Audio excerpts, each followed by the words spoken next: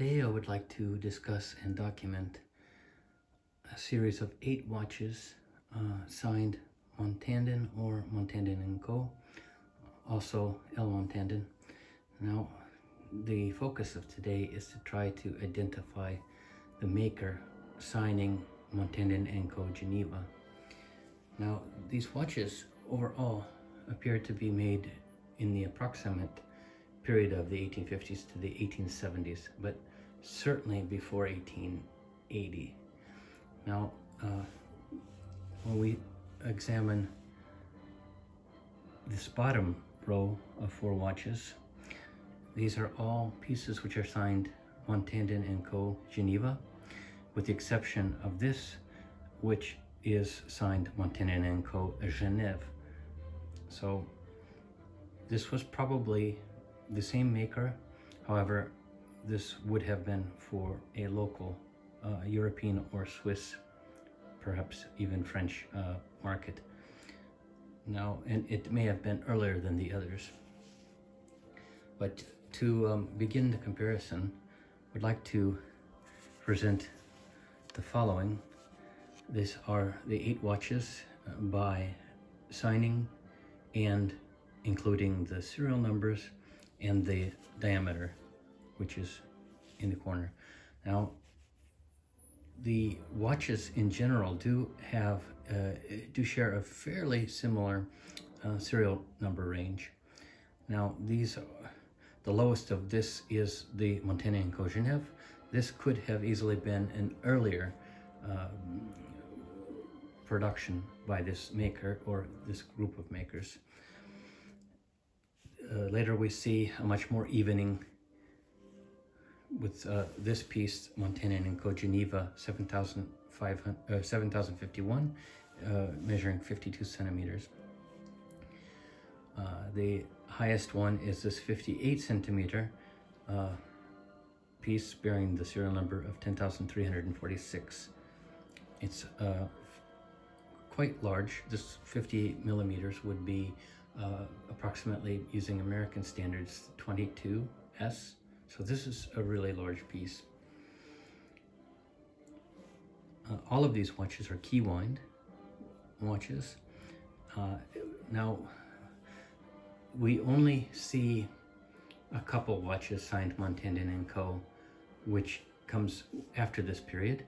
This would have been in the approximate early to mid 1890s, and it appears that those watches and these watches may have been made by separate makers. Now, the formulation of Montandon & Co. is it's a very common name for a business or in corporations. For example, we do see in the as early as the 1830s, 1840s, that Charles Montandon used this formula. Now, he was for some years in Paris, and he did actually work with Montandon Frères, Montandon brothers in Paris. He was in the same location at a certain point, and later he and his son Jules Henry would basically be doing some form of business in the 1850s, 1860s, as late as this period. Jules Henry, the son, had attended the International Watch Exhibition in the United States in 1854 in New York. Now, he was representing Montandon Frères, and in particular the watch springs. So there is, we do see this earlier name. However, the specific incorporation and this earlier iteration from the 1830s and 1840s in Paris, this was listed as C. Montandon & Co. Now, we do know of an Henri Louis who went by the name of Henry Montandon, and he moved from Switzerland to Besançon in the around 1850. Now, he did spend some time, approximately a year, in Geneva, working for Vacheron and Constantine. So it's very possible, since we do find him in the almanacs from 1850 to 1859 with this specific appellation.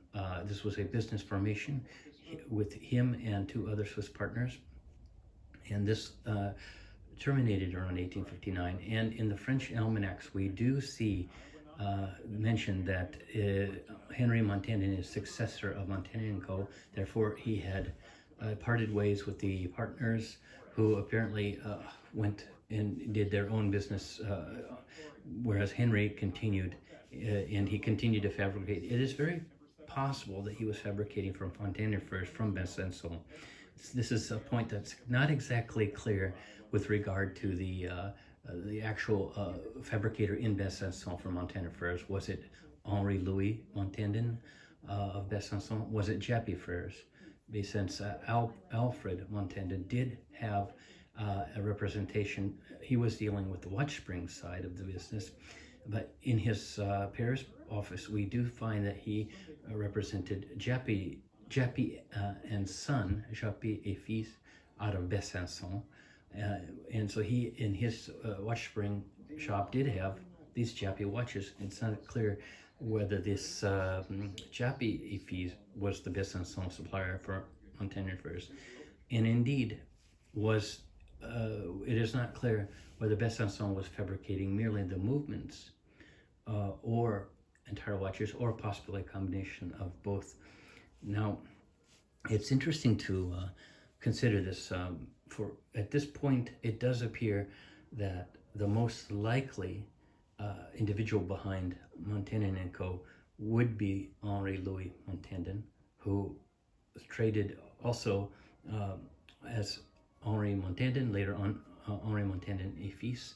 But he was based in Besançon, in the center of the city, and there was an issue with the precious metals, silver and gold, and the fact that these pieces, these were the cases for watches. In France, there was very heavy taxation for and very high standards of quality for these, and these required various different marks from the government control. Now, this later became an issue in Switzerland. However, the taxation was not the same situation as France, and therefore we do see a lot of Swiss watches using movements which were produced in France and then cased in Swiss cases and totally assembled and re-exported from there. So one of the interesting things about Montandon & Co. is that they are marked Geneva. However, we do not see, and these are mainly silver watches. In some places, there are various different platings that were applied to the inner sides of the dust cover. For example, this appears to be plated. However, some of these watches are silver, yet the control stamps, when we look at the insides of the lids, we do not find any French control stamps. We do not expect such, because this would have been very cost prohibitive. Yet there are no Swiss control marks for the silver, and this is interesting. This lack of the stamps, and this is true for each of these pieces. This lack of the stamps suggests that these were Swiss-made cases, but they would have been made perhaps for the foreign market, for the export. And we do know that Henri Montandon sold watches for export. This is made very clear, abundantly clear, in all French almanac listings, where we find his mention of him as a watchmaker. Now, it should be noted that he also signed pieces Henri Montandon, fabricant à Besançon. So we do know that he was signing watches Besançon. Yet it is very curious that these watches do fall in this very time frame, the 1850 to almost 1860 period. And it is a question that if he started to fabricate watches signing them Montandon & Co., Geneva, for example, as we know that he did work in Geneva. This was a prestigious appellation or a mark signing. It was associated with a high level of quality for watches. That are we dealing with watches that were made by him or partially made by him and then assembled? Now, he had a brother, Louis Montandon. This was Louis Frederick Montandon, and now we do know that this brother was located in Le Brenay, which is quite close to the French border with Switzerland, and he spent most of the 1850s and the better part of the 1860s there. However, by the late 1860s, we find him by the end of the decade relocating to Locla, and in particular on Rue de la Côte, where Montandon furs were in operation. This is the heart of the epicenter of Montandon watch fabrication, and he does appear to be juxtaposed in buildings occupied by Montandon furs. It seems extremely likely that his brother Louis was involved with Montandon furs, as he was in the same piece of real estate. And he floats from one location which was associated with Montandon furs to another, with the same thing, but also extremely close. We're talking about buildings that are very either next to each other or. But clearly he was working with Montandon furs, and this is probably the individual that we associate with Il Montandon Locla, which we have these two pieces signed Il Montandon Locla. These were most likely Louis Frederick Montandon. Now, I would like to point out this piece here. These two pieces actually are both signed merely Montandon. This is Montandon Locla, and this larger piece is Montandon Geneva. It's approximately 56 millimeters. This is the smallest of these watches at 44. Now, watches did tend to get smaller, pocket watches. There were various sizes. Some wanted the bigger screen or bigger dial to help and make it easier to see. However, as the materials would get more expensive and over time, obviously the trend was for pocket watches to get smaller and more compact. Now, of these very large watches, we have two watches which are 58 millimeters. This is quite big. Amongst the largest of pocket watches in general, there are some exceptions that go over this, obviously. Yet, we see how very close in stylistics, including the type of lips that we can notice. This empire style, the way it tapers. You can see the profile. These are very similar. These appear to be the ones that are favored by these makers.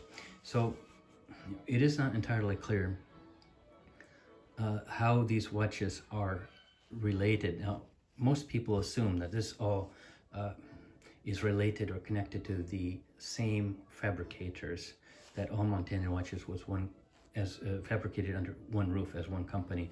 This is not the case. Many of these watches, for example, El Montandon, they were probably specifically fabricated by Louis while he was also in Montandon first. They may have had their own watch signings. It's not exactly clear at what point they depart from this stylistic way of signing the watches yet. These are most likely different makers that have been making these. But there is a question that we see so many characteristic comparisons with this Montandon Geneva as opposed to Montandon and Co. Geneva. Was this possibly after the breakup of Henri Louis Montandon, where his partners are no longer mentioned? Now, we do know one additional fact, that Montandon and Co. is mentioned around the turn of the decade, around 1870. There was an Antarctic exploration mission, which one of the persons associated with this scientific research mission purchased a common Montandon and Company watch. I can provide the serial number. I believe it was in the 1200s, perhaps 1260 something. Yet this would prove that as far as 1870, around 1870, 1869, 1870, we are still finding these Montandon and Co. Geneva watches. Now I would like to mention two other makers that are associated with this formulation of Montandon and Co. Now, we do know that Fritz Montandon, this was the brother of Ulysse Montandon Robert, who was the very famous chronometer maker who participated and took very many of the highest prizes in the observatory and chronometric trials. That he was possibly as early as 1890s, but certainly by the turn of the 1900s, he was using this incorporation, Montandon and Co. But he was located at La Chaux-de-Fonds on a specific address. So we do know that specifically this is Fritz that was utilizing this incorporation name, and he was probably working with Weil, I believe it's pronounced, but there are patents which the two took part in, but these are very high quality golden pieces. They're decades after of these pieces here, yet this later instance of Montandon and Co. was probably utilized by a different corporate entity, this behind which was Fritz Montandon. Now, one other note, in Swiss Devlin almanacs, we are finding Montandon and Co. However, and this goes for decades. It is both in La Chaux-de-Fonds and in Le Locle. Now, it begins in 1848. We see the first mention of this, and this is together with Montandon furs at their main location. So, in this instance, we see Montandon and Co. Mentioned for the production of watches. Every subsequent mention in the Devlin almanacs after this period, by, for example, 1850 forward, are with regard to the various watch parts, the pendants, rings, the springs, and such. And during the 1860s, their depot in La Chaux-de-Fonds was overseen by an individual who seems to have been in business representing them. So this is, it is once again not clear. It does appear that they were only doing specifically parts for the watches, for example, as I mentioned before, case-related parts. And they may have begun specifically as only case makers, but once again, this is not exactly clear. But yet, what is clear is that this Montandon and Co.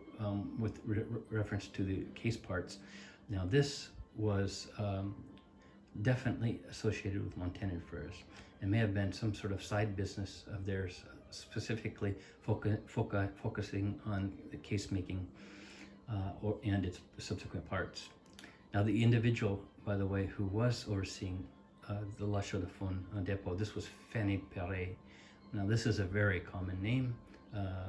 It's extremely common, this combination of Fanny and Perret.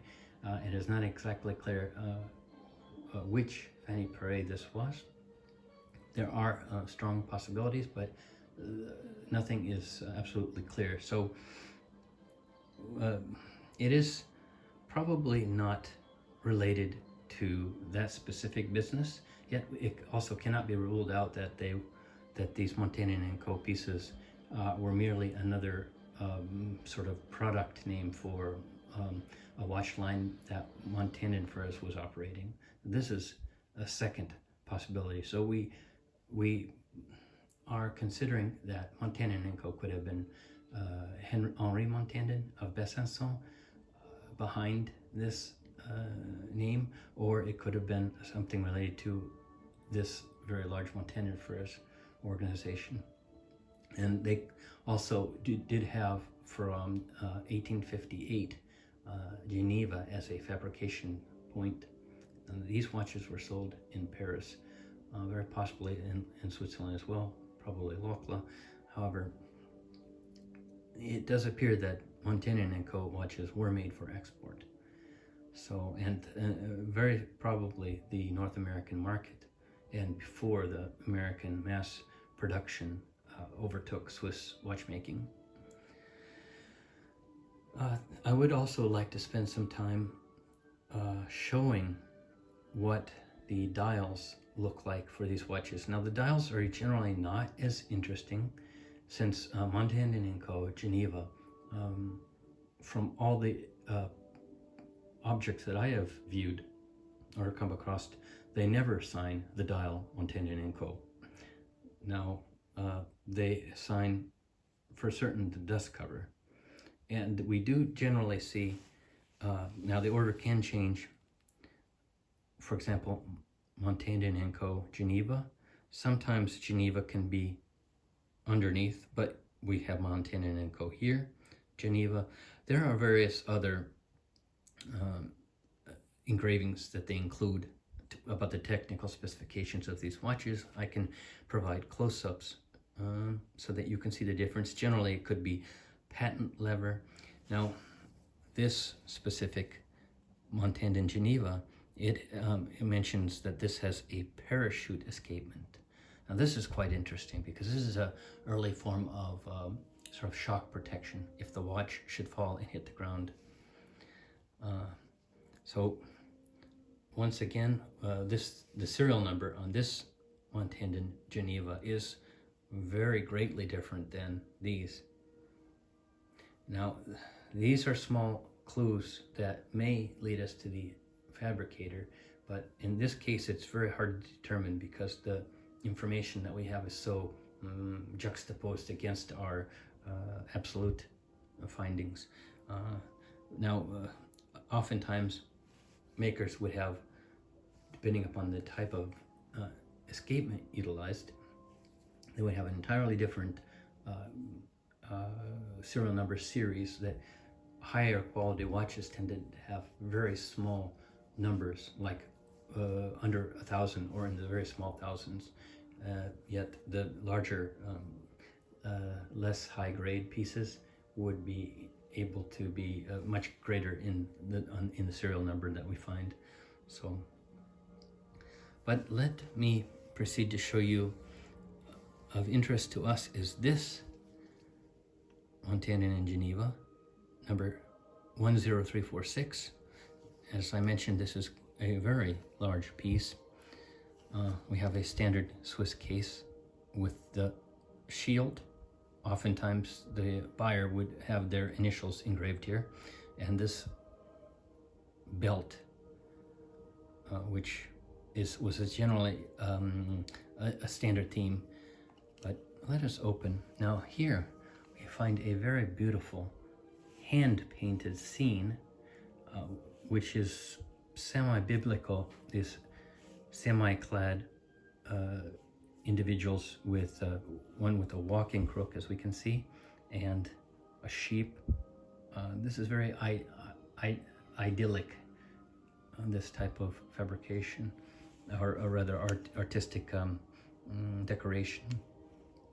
But this would have been hand painted by a peintre cadran, and this is just a beautiful example of such fabrications. Now, this clearly is a piece that is from that 1850 to 1870 period. We have a very beautiful floral motif on the back. So I will leave that there. Now, this piece, which is signed Genève, Montandon & Co. Genève, it has a very low serial number, Sadly, this piece has no cadran, so it is not exactly clear. We are not able to receive any information as it is missing, yet the casing meets all the same characteristics of the others. This is another typical case, very nicely, very subtly engraved. This would have been from, once again, the same period. And the dial, once again, the dials on these last two pieces are with unsigned. And this is an interesting piece because this piece here, it is rather difficult to see this engraving, but this is what appears to be either a French foreign legionnaire or possibly a member of the Swiss Legion. Now, this was a special legion created in the mid-1850s by Napoleon III, and they saw battle in the Crimean War, for example. They were probably also deployed to North Africa in Algeria as well. But this very possibly could be as early as 1856, if you judge based on the engraving style of the uniform itself. This is very suggestive of more of that period. However, it could have been part of the 1860s fabrication. Once again, it is very hard to delineate the specific fabrication date. And this is one area where sadly Swiss watchmaking at this time was not as precise as, for example, the requirements in England, where they used hallmarks regarding with various uppercase or lowercase letters. Each one designated a fabrication year. So this is a small discussion and comparison of 8 pieces, but specifically focusing on Montandon & Co., Geneva. I should mention that Louis L. Montandon Locle did sign his pieces. If I can, we find L. Montandon Locle.